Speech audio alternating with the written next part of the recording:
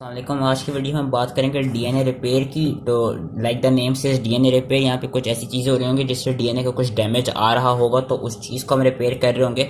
अब जो आप लोगों ने अगर मेरी रेप्लिकेशन की वीडियो देखी तो उसमें मैंने कहा था जो डीएनए पॉलीमरेज 3 होता है उसके पास क्या कहते हैं प्रूफ रीडिंग की एक्टिविटी होती है, जिसकी वजह से इसमें रेप्लिकेशन में कोई आपकी वो नहीं हो सकती, म्यूटेशंस नहीं हो सकती, कोई डिफेक्ट नहीं आ सकता। लेकिन कभी कभार, बहुत रेयर होता है, कभी कभार ऐसा होता है कि उसकी जो प्रूफ रीडिंग एक्टिविटी है उसमें कोई एरर आ जाए जिसकी वजह से कोई गलत न्यूक्लियोटाइड आके लग जाए। जिस तरह ने यहाँ पे दिखाया हुआ है कि क्या कहते हैं जो ग्वानिन थी उसके साथ असूलन जो थाइमीन थी उसके साथ असूलन यहाँ पे एडेनिन लगनी चाहिए थी, लेकिन यहाँ पे ग्वानिन लग गई गलती से और वो प्रूफ रीड भी नहीं हुई।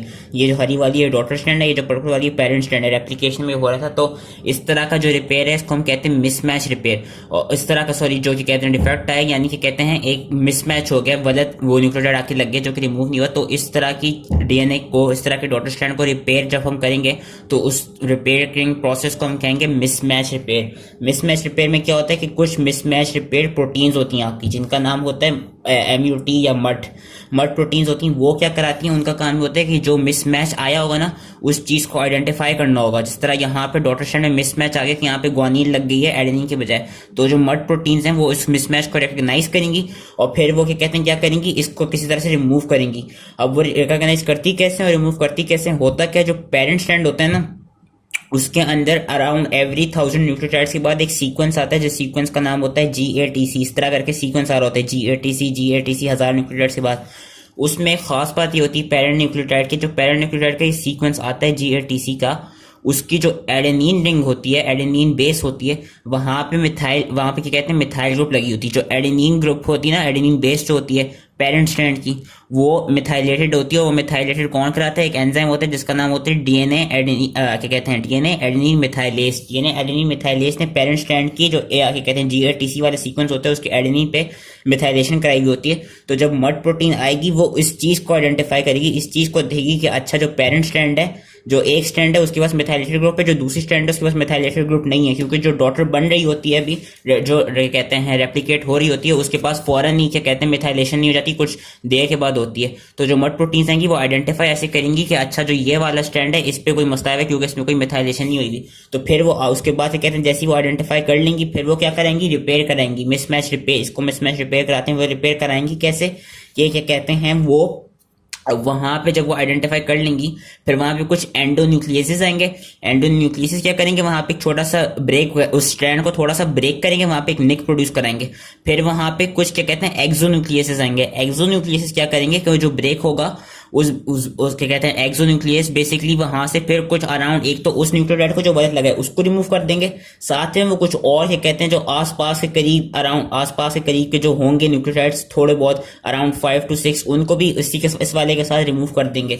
ये लिखा हुआ है कि व्हेन मिसमैच आइडेंटिफाइड, पहले एक एंडोन्यूक्लियस आएगा जो कि निक करेगा, एक क्या कहते हैं ब्रेक प्रोड्यूस करेगा स्ट्रैंड में, जिस स्ट्रैंड को रिपेयर करना है। फिर क्या होगा, एक एक्सोन्यूक्लियस आएगा जो कंप्लीटली क्या कहते हैं रिमूव कर देगा उस वाले न्यूक्लियोटाइड को और साथ में कुछ एडिशनल न्यूक्लियोटाइड्स को। ये इन्होंने यहाँ पे दिखाया है कि जो जी था, जो ग्वानिन वाला लगी थी, वो वाला न्यूक्लियोटाइड रिमूव हो गया, लेकिन साथ में ये आसपास के जो इन्होंने दिखाई नहीं, पर इस ग्रीन लाइन में भी कुछ न्यूक्लियोटाइड्स होंगे जिसके साथ रिमूव हो गए। अब क्या होता है बाद में जब ये रिमूव हो जाता है उसके बाद जिस तरह रेप्लिकेशन में पढ़ा था, यहाँ पे अब आएगा DNA polymerase 3 and DNA ligase आएगा। डीएनए पॉलीमरेज 3 एंड लाइगेस क्या करेंगे, यहाँ पे जो करेक्ट न्यूक्लियोटाइड्स लगने होंगे उनको अटैच कर देंगे, जो कि उन्होंने यहाँ पे दिखाया है कि पॉलीमरेज जो ये गैप है, जो कि गैप बना है, उसको फिल कैसे करेंगे कि जो डीएनए पॉलीमरेज है इसमें डीएनए पॉलीमरेज 3 आएगा एंड जो डीएनए लाइगेस है वो यहाँ पे ये कहते हैं इस पीस को क्या कहते हैं नॉर्मल बना देगा और यहाँ पे हम देख सकते हैं कि एडेनिन लग जाएगी। तो जो इस तरह का रिपेयरिंग प्रोसेस होता है इसको हम कहते हैं मिसमैच रिपेयर। अब जो बाकी दो होते हैं, एक होता है न्यूक्लियोटाइड एक्सिशन रिपेयर, एक होता है base excision repair. Excision is removal. पहले हम करते हैं nucleotide excision repair. Nucleotide excision repair में क्या होता है कि इस वाले रिपेयर में आपका न्यूक्लियोटाइड रिमूव होता है, फिर जाके वो डीएनए स्ट्रैंड रिपेयर होती है। अब कुछ डबल स्टैंडर्ड डीएनए है, ये आपकी नॉर्मल जो डीएनए है, आपके क्या कहते हैं कुछ म्यूटेजेंस होते हैं जिसमें आपकी मोस्ट टॉक्सिक एक आ जाती है, वो आ जाती है अल्ट्रावायलेट रेडिएशन। अल्ट्रावायलेट रेडिएशन की खास बात क्या है कि वो किस तरह डीएनए को डैमेज करती हैं। बेसिकली वो जो कोई भी दो एडजेसेंट यानी एक साथ जो दो पिरामिड्स लगी होंगी ना उनके दरमियान वो डायमंड प्रोड्यूस कर देंगी, उनके दरमियान वो कोवलेंट बॉन्ड बना देंगी। यूजली वो थाइमीन्स में ऐसा करती हैं। जिस तरह यहाँ पे ये कोई नॉर्मल डीएनए का स्ट्रैंड था, इन्होंने किया क्या, दो थाइमीन्स जो थी उनके दरमियान एक डबल बॉन्ड बना दिया, कोवेलेंट डबल बॉन्ड बना दिया, एक डायमर प्रोड्यूस कर, सॉरी डबल बॉन्ड नहीं बनाया, कोवेलेंट बॉन्ड बना दिया, जिससे ये डायमर प्रोड्यूस हो गया। अब इस डायमर की वजह से क्या होगा कि ये वाली डीएनए सही से रेप्लिकेट नहीं कर पाएगी, क्योंकि सही से खुल नहीं पाएगी।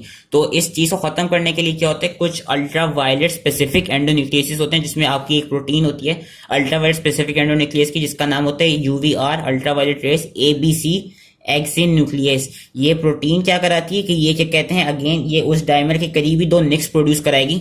जब ये दो निक्स बन जाएंगे फिर क्या होगा कि क्या कहते हैं, ये जो दो निक्स हैं पहले प्रोड्यूस होकर फिर इस छोटे पार्ट को, एक तो इस डायमर को भी और साथ में थोड़े से आसपास के करीब न्यूक्लियोटाइड्स को रिमूव करा देगी। इसको हम ओलिगो न्यूक्लियोटाइड कहेंगे इस पूरे को, क्योंकि आसपास के भी कुछ न्यूक्लियोटाइड्स निकलने थोड़े से। तो कराएगी क्या, जो यूवीआर स्पेसिफिक एंडोन्यूक्लियस है, जिसमें आपकी यूवीआर ABC जो अल्ट्रा वायलेट स्पेसिफिक एंडोन्यूक्लियस है, जिसमें आपकी ultra violet rays ABC excinuclease आती है, वो क्या करेगी, दो करीब में नेक्स्ट प्रोड्यूस करेगी और इनको क्लीव कर देगी, रिमूव करा देगी ओलिगो न्यूक्लियोटाइड। फिर क्या होगा, फिर वही प्रोसेस होगा जिस तरह लास्ट टाइम पिछले वाली चीज में हुआ था कि अब यहाँ पे डीएनए पॉलीमरेज आ जाएगा। डीएनए पॉलीमरेज क्या करेगा कि डीएनए पॉलीमरेज और डीएनए लाइगेज दोनों आपस में जाके उस गैप को फिल कर देंगे। तो ये जो न्यूक्लियोटाइड था एक जो क्या कहते हैं वलट लग गए थे, वो आपस में क्या कहते हैं एक्साइस्ट हो गए पूरे न्यूक्लियोटाइड एक्सिशन रिपेयर ये चीज होती है कि न्यूक्लियोटाइड जो पूरी सी जो थायमीन्स की वजह लग गई थी उसको पूरा एक्साइज किया, रिमूव किया एंड देन उसको उस तरह करके आपने रिपेयर कर दिया। और इसमें एक क्लिनिकल ये आ जाता है कि एक आपकी जेनेटिक बहुत रेयर डिजीज होती है जिसका नाम होता है जीरोडर्मा पिगमेंटोसा। जीरोडर्मा पिगमेंटोसा में क्या होता है कि अगर खुदा न खास्ता कुछ इस तरह की चीज बन जाए, कुछ इस तरह की क्या कहते हैं डिफेक्ट आ जाए, तो वो उनको रिपेयर नहीं किया जा सकता, क्योंकि जो प्रोटीन्स होती हैं जो रिपेयर करवाती हैं वो प्रोटीन्स इसमें डेफिशिएंट होती हैं, जो इससे क्या हो सकता है, इससे आपको स्किन कैंसर्स हो सकते हैं इस रेयर जेनेटिक डिजीज में। ये थी न्यूक्लियोटाइड एक्सिशन रिपेयर। एक होती है आपकी बेस एक्सिशन रिपेयर। अब बेस एक्सिशन रिपेयर में क्या होता है कि कभी कभार ऐसा होता है कि डीएनए में कुछ क्या कहते हैं बेसिस ऐसे होती हैं, जिस तरह साइटोसिन होती है कि वो स्पॉन्टेनियसली आहिस्ता आहिस्ता क्या कहते हैं डीएमाइनेट हो जाती हैं, और जब वो डीएमाइनेट होती हैं तो वो किसी और रिंग में बदल जाती हैं, जिस तरह ने यहाँ पे दिखाया गया कि जो साइटोसिन है वो स्पॉन्टेनियसली डीएमाइनेट होगी यूरेसिल में। इसके अलावा कुछ और आपके ये कहते हैं ऐसे वो होते हैं, ऐसे कंपाउंड्स होते हैं जो कि डीएमाइनेशन करा सकते हैं, जिससे फिर गलत बेस लगती है और फिर उसमें रिपेयर की जरूरत पड़ती है।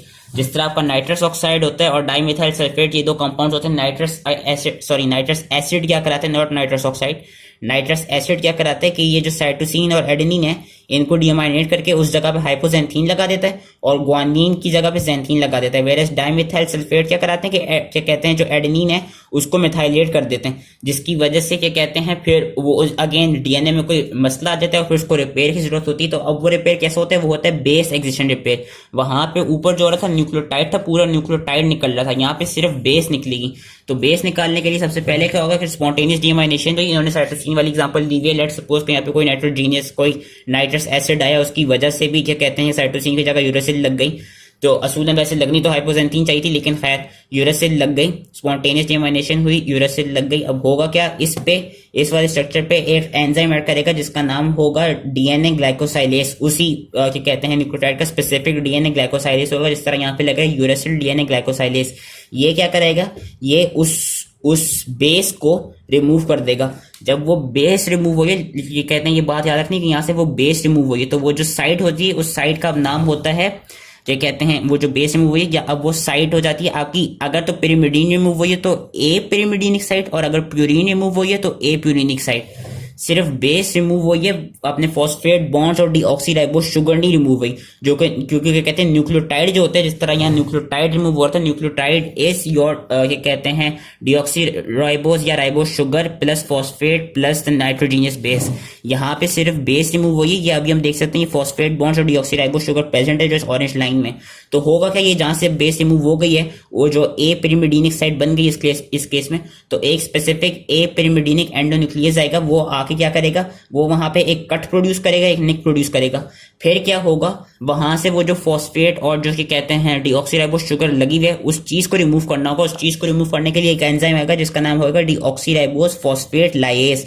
डीऑक्सीराइबोस फॉस्फेट लाइएस क्या करेगा, डीऑक्सीराइबोस शुगर और जो फॉस्फेट ग्रुप है, फॉस्फेट बॉन्ड है, उसको लाइगेस रिमूव कर देगा। उसके बाद क्या होगा, अगेन यहाँ पे डीएनए पॉलीमरेज 1 आएगा एंड डीएनए लाइगेस आएगा, जो वापस क्या कहते हैं वहां पे नॉर्मल और जो क्या कहते हैं रिक्वायर्ड न्यूक्लियोटाइड होगा उसको लगा देंगे, जिस तरह यहाँ पे उन्होंने साइटोसिन लगा दिया।